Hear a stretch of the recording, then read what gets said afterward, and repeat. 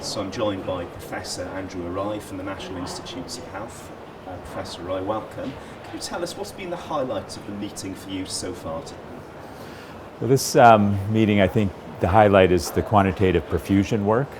The field has gone through many changes, and so we went through about 6 or 8 years where everything was about late gadolinium enhancement. Then there were a few years of T2, but the last several years have really been dominated by T1.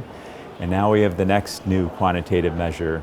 And what really excites me about this measure is before I got into cardiac MR, I never heard a cardiologist that ordered or wanted to know what the T1 of their patient's heart was. But in the US, we order 10 million tests a year looking for perfusion.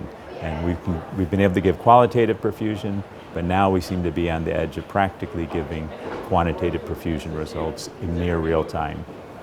And how do you think that will change practical clinical work for us?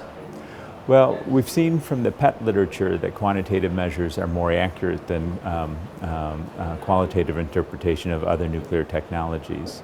So we're hoping this is the kind of step that improves diagnostic accuracy, but that still needs to be proven.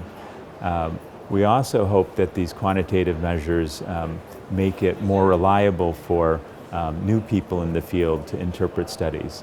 We've got great validation studies in the literature, but always read by true experts.